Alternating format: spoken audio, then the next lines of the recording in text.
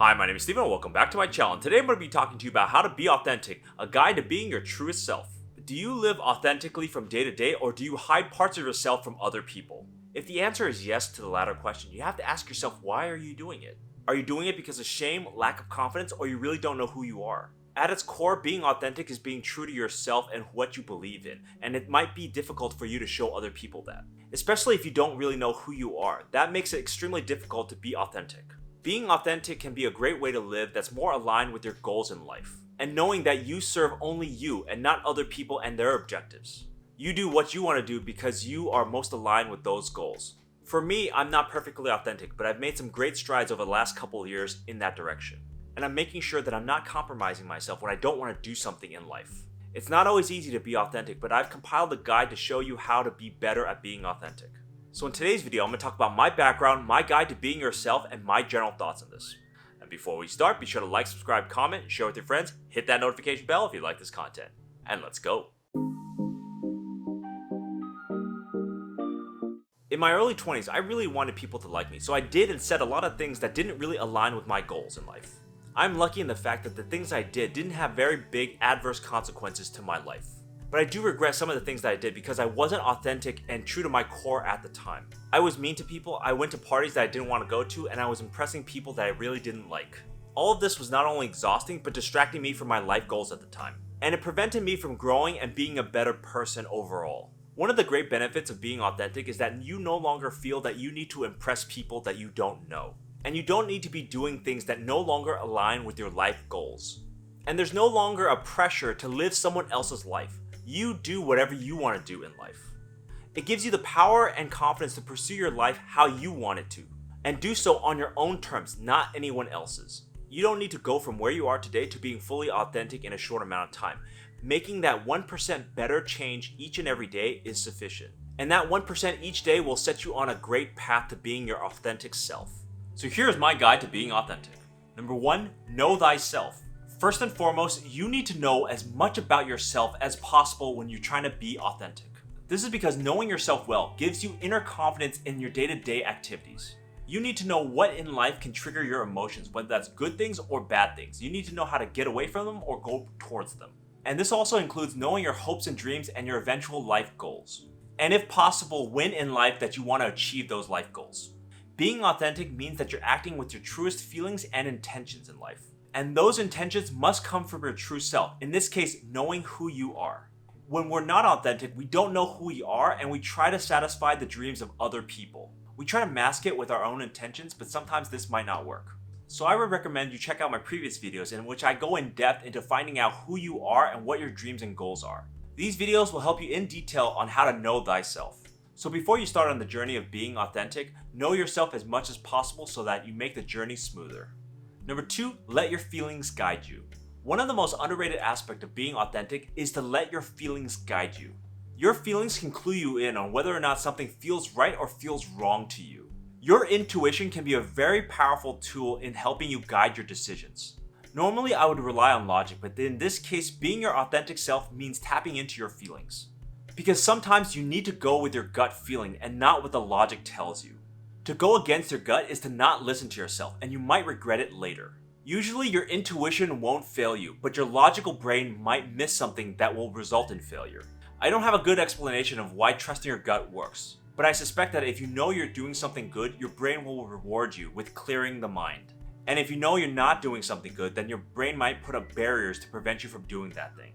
It's crazy to think about in this manner, but from my own experience, this really holds true. Being authentic means following your gut and trusting yourself to make the right decision. In practice, you can always take time, whether it's a big decision that you need to make or a small decision. Let your feelings guide you in what you need to do, and it will become clear later. But be sure that it aligns with your overall goals in life. Make sure that whatever decision you make makes sense in the long run. You don't want to get in a scenario in which you're just randomly following your feelings down a rabbit hole somewhere. Following your gut has to be tempered with guidance and a plan forward. So being authentic means following your gut and instincts from time to time. Because authenticity as a core is an expression of your goals, hopes, and dreams. And your instincts and your feelings will guide you along that path. Number 3, listen to feedback. It may seem counterintuitive, but listening to feedback from other people can help you be your authentic self. because incorporating what you learn from them can be vital to knowing yourself better. Feedback can definitely guide us along our journey when we're first starting out. We don't just become our most authentic self in a vacuum. We need the environment and sometimes other people to tell us who we are. When we're doing something that isn't aligned with our life goals, the world will tell us. It will either be in one of these two forms. Either we suck and we're inefficient at something, or we hear about our performance from other people.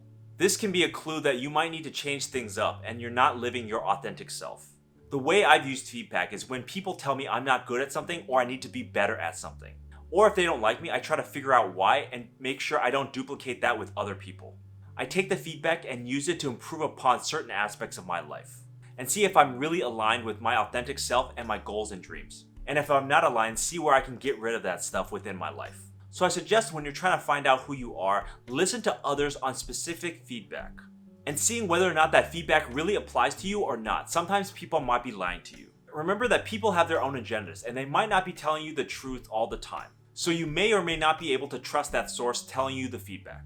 At the end of the day, feedback is just another way to get to know yourself better. If people like what you're doing, they'll tell you. If people don't like what you're doing, they'll also tell you. The worst is that they ignore you and tell you nothing.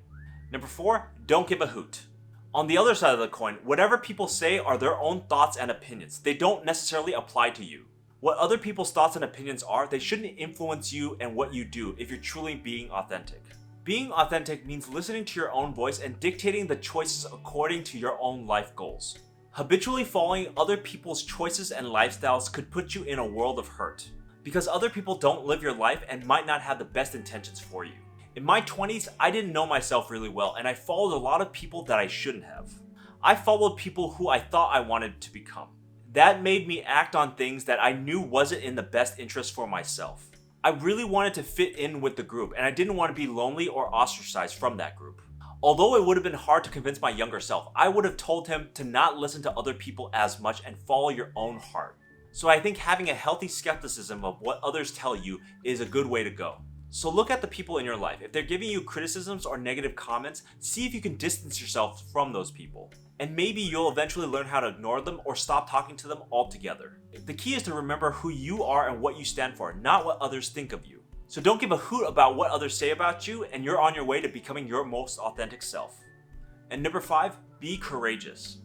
Lastly, being authentic means that sometimes you need to be courageous and hold true to your thoughts and actions. It may not be easy, but it's the key to building and maintaining your authenticity. This is because we are always being tested on our authentic selves in life. With each battle you win, you grow more stronger and more authentic. With each battle you lose, you become less authentic. Authentic people know who they are really well and are unafraid to show people their true colors. It requires boldness and the ability to take negative criticisms and comments. In my 20s, I started to build on my courage and authenticity. I was becoming more bold in showing my true personalities and not hiding my authentic self. And I started to shed my facade that I had since grade school. This was mostly due to my work successes and my dating successes. And it allowed me to battle test my personality in face of other people and their personalities. People would always try to probe whether or not I was being authentic or not. I didn't win all of my battles, but I got 1% better at it each and every time it happened. But the key is I started getting slowly better at being more authentic the more people I talked to. So starting out, I would recommend building your authenticity slowly over a long period of time, starting with people that you know, and little by little giving a taste of your true personality to those who know you the best. Start with low-key personality people and then work your way up to more intense personality people. The goal is to build up courage and authenticity over a long period of time, getting 1% better each and every time. It's a slow process, but I guarantee you it's well worth it over the long term. So here are my general thoughts on being your authentic self.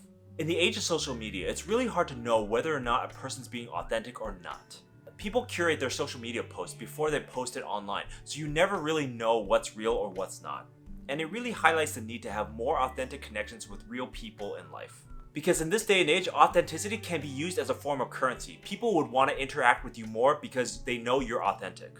Because in the world where you don't know whether or not the person you're interacting with is lying to you or not, being authentic can be an asset. The other aspect of authenticity is that no one can be truly 100% authentic in life. If you show your true authentic self to the world, you might be at a disadvantage. And this can happen because people know too much about you and they can predict what you're gonna do in each circumstance. Leaving some mystery in this case might be beneficial for you. This is very hard to gauge because it depends on the circumstances, but erring on the side of being more authentic is always the way to go. You'll lead a more truthful life to yourself as a result of this. So that's my guide on being your most authentic self.